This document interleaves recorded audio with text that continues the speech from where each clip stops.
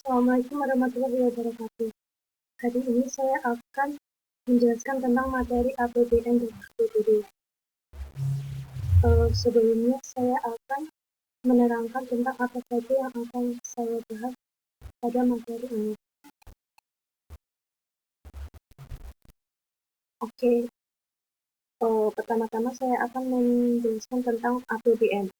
Nanti saya akan menjelaskan tentang pengertian APBN, tujuan APBN, fungsi APBN, prinsip dan asas penyusunan APBN, proses penyusunan APBN, struktur APBN, sumber penerimaan dan pengeluaran APBN. Ya, sebelumnya saya akan menanyakan video tentang pentingnya APBN dan APBD.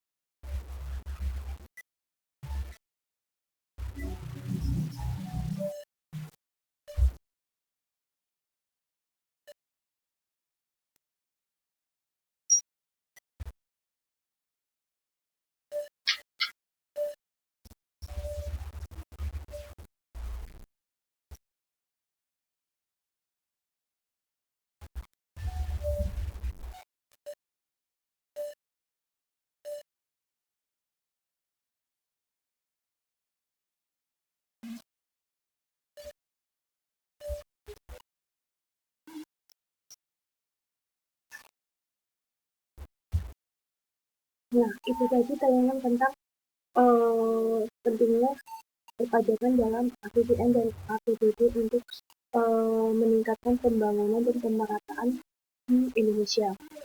Langsung saja saya akan menjelaskan tentang pengertian APBN. Pengertian APBN. APBN singkatan dari Anggaran Pendapatan dan Belanja Negara, yaitu Rencana Keuangan Tahunan Pemerintah Negara Indonesia yang disetujui oleh DPR atau Dewan Perwakilan Rakyat. Berisi daftar sistematis dan terperinci yang memuat rencana penerimaan dan pengeluaran negara selama 1 tahun anggaran atau 1 Januari sampai 31 Desember. Selanjutnya, tujuan APBN. 1. Meningkatkan transparansi dan pertanggungjawaban pemerintah kepada DPR dan masyarakat luas. 2. Meningkatkan koordinasi antar bagian dalam lingkungan pemerintah. 3. Membantu pemerintah mencapai tujuan fiskal. 4. Memungkinkan pemerintah memenuhi prioritas belanja. Dan yang kelima, membantu menciptakan efisiensi dan keadilan dalam menyediakan barang dan jasa publik melalui proses pemprioritasan.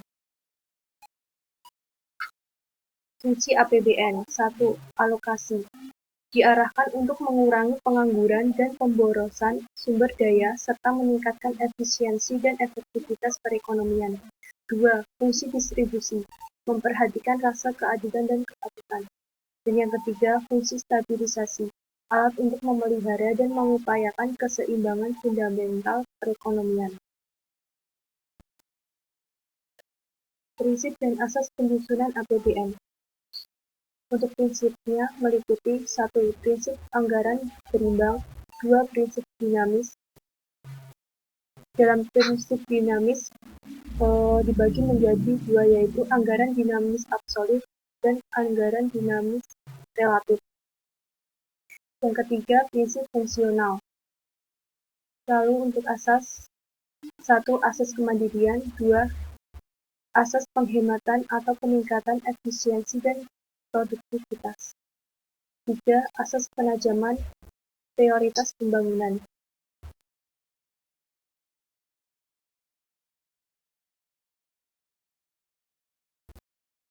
Proses penyusunan APBN. 1. Tahap pendahuluan. 2. Tahap pengajuan pembahasan dan penetapan APBN. 3. Tahap pengawasan APBN. Yang ini saya akan menampilkan tentang video mekanisme penyusunan APBN.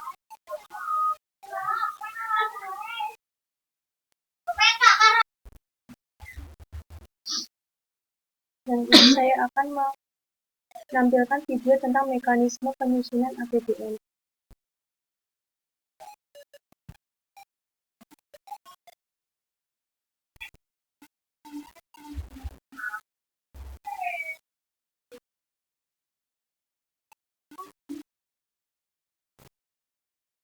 Bagaimana menyusun APBN? Inilah cara menyusun APBN. Bagaimana pengaruh APBN terhadap perekonomian? Nah, APBN memiliki pengaruh terhadap perekonomian, diantaranya 1. Memperbaiki kestabilan perekonomian. 2. Menunjang sektor pasar untuk peningkatan perekonomian. Dan yang ketiga, mempengaruhi kemampuan kerja rakyat.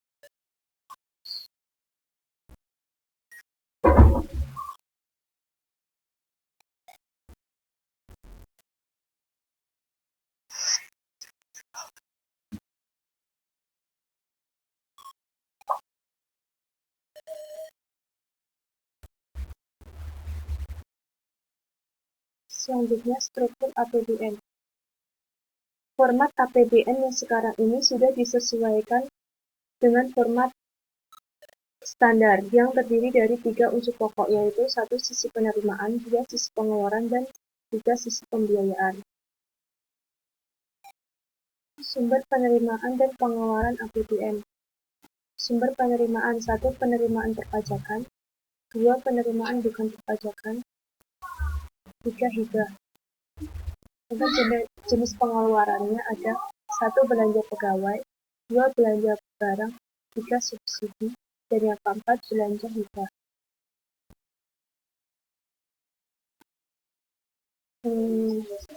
Selanjutnya saya akan menerangkan tentang APBD. Langsung saja pengertian APBD, yaitu daftar yang sistematis tentang rencana keuangan tahunan pemerintah daerah yang memuat anggaran pendapatan dan pengeluaran daerah dan telah disetujui oleh DPRD untuk masa waktu 1 tahun. Landasan hukum APBD. Yang pertama, Undang-Undang Nomor 32 Tahun 2004 tentang Pemerintah Daerah. Yang kedua, Undang-Undang Nomor 33 Tahun 2004 tentang Perimbangan Keuangan antara pemerintah pusat dan pemerintah daerah. Tujuan APBD: 1. Membantu pemerintah daerah mencapai tujuan fiskal dan meningkatkan koordinasi antar bagian dalam lingkungan pemerintah daerah. 2. Membantu menciptakan efisiensi dan keadilan dalam menyediakan barang dan jasa publik melalui proses pemprioritasan. 3. Memungkinkan pemerintah daerah. Yang kedua, membantu menciptakan efisiensi dan keadilan dalam menyediakan barang dan jasa publik melalui proses pemprioritasan. 3. Memungkinkan pemerintah daerah untuk memenuhi prioritas belanja. 4. Meningkatkan transparansi dan pertanggungjawaban pemerintah daerah kepada DPRD dan masyarakat luas.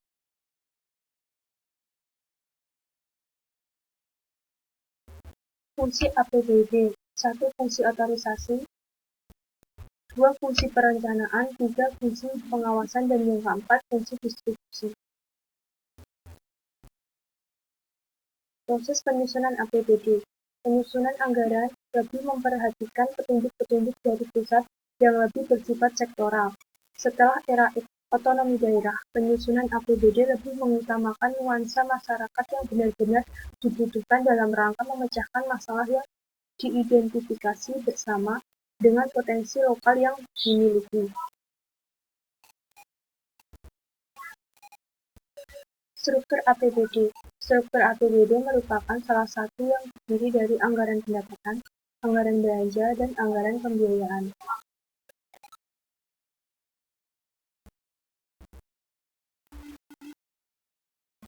Sumber penerimaan dan pengeluaran APBD. Sumber penerimaan 1. Pendapatan asli daerah. 2. Dana perimbangan. Dengan jenis pengeluaran 1. Pengeluaran belanja. 2. Pengeluaran bagi hasil, dan yang ketiga pembiayaan.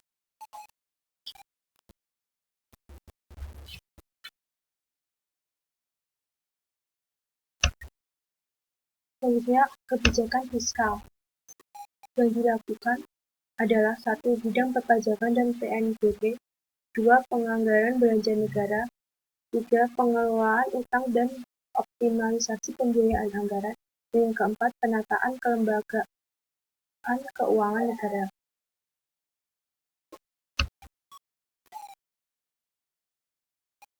Nah, saya akan menampilkan video singkat dari materi yang saya bahas tadi.